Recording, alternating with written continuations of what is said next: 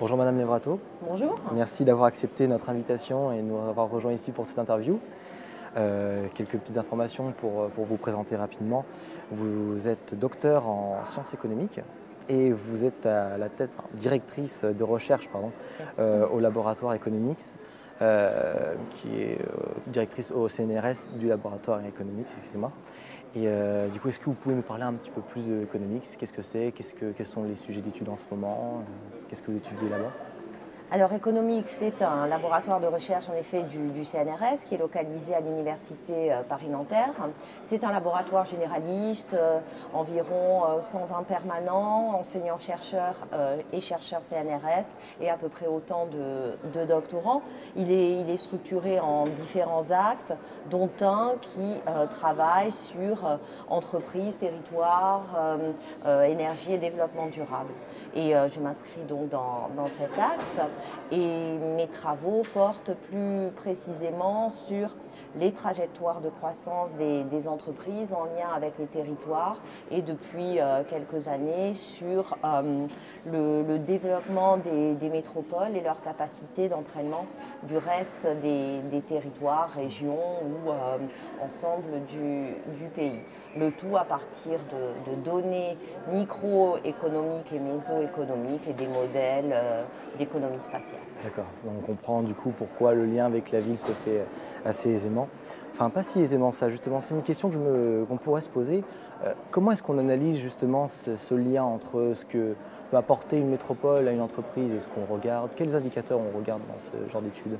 Alors le lien entre métropole et entreprise, c'est un lien qui est relativement ancien puisque tout cela découle de la notion d'économie externe d'agglomération qui signifie que les entreprises ont tendance à se localiser à proximité les unes des autres et que de cette proximité va naître un effet supérieur à celui qui résulterait de la localisation d'une entreprise donnée dans un désert, pour caricaturer.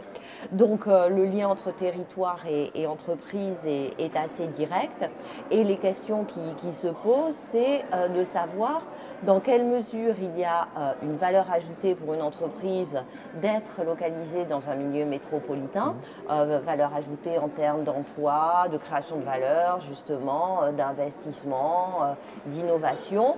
Et est-ce que ces agglomérats d'entreprises peuvent ou non entraîner le reste des territoires dans des dynamiques vertueuses de croissance? Alors qu'est-ce qu'on regarde pour regarder ce genre de choses? Quels sont les indicateurs qui nous permettent de comprendre un peu ce lien entre les deux? Alors vous avez raison de poser cette question parce que les indicateurs sont vraiment cruciaux dans ce type d'analyse. Moi je travaille avec des données d'emploi. Pourquoi? Parce que d'abord c'est assez facile à dénombrer. Un salarié, un équivalent temps plein, ce n'est pas soumis à des artifices comptables. Une personne, c'est une personne sur un poste de travail. Ensuite, les comptabilités d'entreprise ne permettent pas de géoréférencer précisément les données, puisqu'on a des unités légales qui peuvent compter plusieurs établissements et donc on ne sait pas précisément où sont les salariés, dans quelle commune. Et surtout en France, il y a beaucoup de groupes d'entreprises dont les sièges sont dans les grandes métropoles, justement, Paris, Lyon, Toulouse, Marseille. Et si on regarde des données comptables, on va avoir une surévaluation presque mécanique des métropoles et donc un biais qui va conduire parfois à surestimer la puissance économique des métropoles. C'est pourquoi donc on va travailler au niveau de la variation du nombre d'emplois à l'échelle de la commune ou de la zone d'emploi et voir quels sont les déterminants de cette variation et comment elle se répercute sur les territoires avoisinants. Alors on imagine bien effectivement l'attractivité du territoire qu'est la ville, en fait la métropole pour les entreprises et l'impact qu'il peut avoir sur elles. Mais justement cette influence, on peut l'imaginer assez aisément bien. A-t-il des exemples où justement l'influence peut être négative pour l'un comme l'autre en fait entre Oui, tout à fait. En fait, négatif, c'est peut-être excessif, mais il n'existe pas un modèle type de métropole. Lorsqu'on raisonne en termes de métropole, on a souvent tendance à penser big is beautiful. Donc plus elles sont grandes, plus elles sont denses, mieux c'est. Il y a plusieurs débats autour de ces questions-là.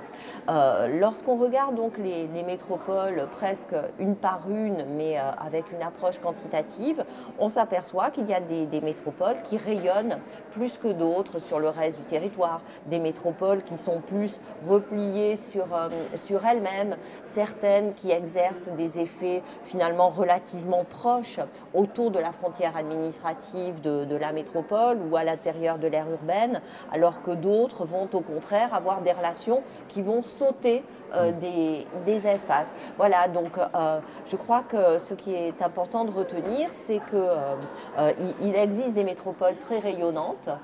Lyon est un cas typique de métropole qui exerce des effets d'entraînement positifs sur les villes voisines, alors que d'autres, je citerai le cas de Toulouse ou même de Grenoble, qui sont des métropoles qui finalement, soit parce qu'elles sont très spécialisées, Toulouse et l'aéronautique, soit parce qu'elles n'ont pas de spécialisation qui soit très marquée, comme c'est le cas de Grenoble, n'exercent pas ces effets d'entraînement, ces effets de diffusion sur les territoires avoisinants. Oui, très bien, très bien. Et justement, on parlait justement d'exemples d'écosystèmes, ce genre de choses-là. Si on revient sur la ville de Grenoble en particulier, on parle souvent effectivement de la ville de l'innovation, la ville du numérique et de la nouvelle technologie. Est-ce que justement cette image que renvoie Grenoble, ce rayonnement est remarquable à l'échelle du bassin grenoblois? Alors effectivement, Grenoble est très attractive par rapport à tout ce qui concerne la recherche, le développement et l'innovation. C'est un des plus forts taux d'emploi de ces catégories et de ces métiers en France. Pour autant, et c'est là que c'est intéressant par rapport aux approches théoriques liées à l'innovation, on n'a pas forcément des effets d'entraînement sur le reste de l'économie. Un petit peu comme si cette partie hyper innovante, hyper technologique de l'économie était un peu hors sol, déconnectée du reste du tissu économique, voilà, une niche si vous voulez. Et il y a un écart finalement qui est trop important entre ce qui se passe au niveau des centres de recherche et des spécialités nanotechnologie, matériaux, etc., et le tissu économique local qui constitue l'écosystème grenoblois traditionnel et le tissu conjonctif finalement de toute cette région. Et de plus, ce que l'on voit très bien lorsqu'on regarde les cartes, c'est qu'on a presque une continuité spatiale entre Lyon et Grenoble. Et du coup, il est assez difficile d'estimer l'effet net de Grenoble par rapport à la grande sœur lyonnaise. D'accord, ça marche. Merci beaucoup, merci pour votre temps. Cette interview a été, j'espère, bien instructive pour tous ceux qui nous écoutent, qui nous regardent. Moi, je vous souhaite une bonne continuation et on vous attend avec impatience demain pour votre conférence. Merci pour tout, bonne continuation et à la prochaine. Oui, merci pour votre invitation. Merci, au revoir.